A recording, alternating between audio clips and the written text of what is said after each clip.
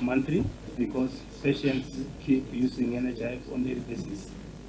So every month we keep on claiming anything that is outstanding from NHIF.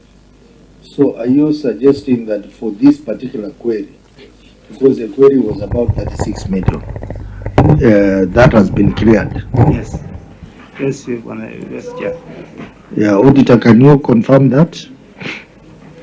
So that the balance of the amount, that is 6 million, is for the current period. Thank you, Chair. Maybe just for correction, the issue of receivable, which is outstanding, we raised 45.9 million, but out of that was 36 million, which relates to NHIF. So overall was 45 million. And the county was able to demonstrate they were able to collect 42 million. And that's why the variance of 3 million is still outstanding. No, make us understand. You said 45 million is your total receivables. Yes. And NHIF is 36. So are you trying to say that the additional 9 million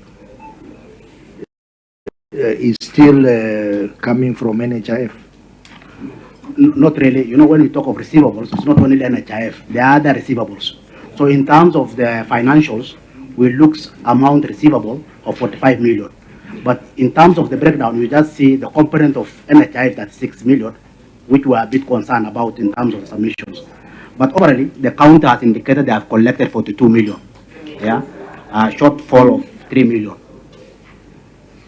So what we are asking... Chair, can I help here? Yeah. Chair, just a quick, auditor, the 42 is from NHIF or is from what receivables? No, Chair. All encompassed with others? No. Can you Is this in the financial statement a vote of 45 million receivables? These receivables could be from anybody who owes this particular health improvement. The remaining 9 million is owed by other people. We don't know which debtors are these. And that's why my question was... Yeah, so let me just read my thoughts for the chair here now. Yeah.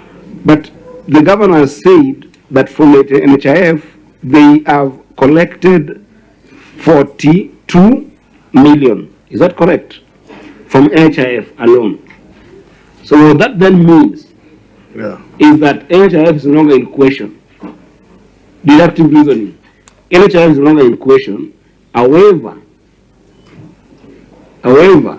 because that NHIF would mean that you need to subtract 36 million from the 42 million, okay? 36 million from 42 comes to what? Do you have a physical analysis here? That's 6, isn't it? So NHIF has done well, in my view. The NHIF as a function of receivables has done well because they have paid for the entire outstanding 36 and they're going into the current year.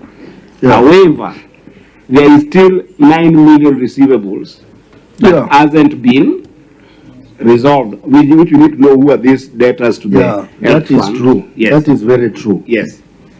There is the 9 million. But the auditor has not raised a query on that.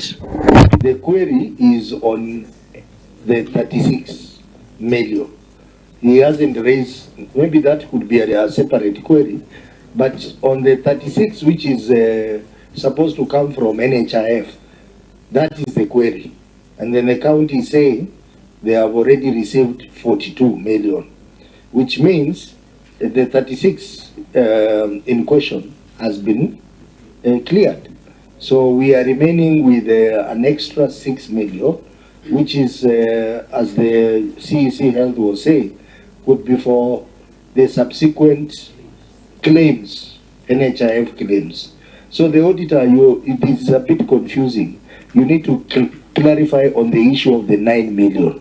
The 9 million, you have not raised it as part of your query.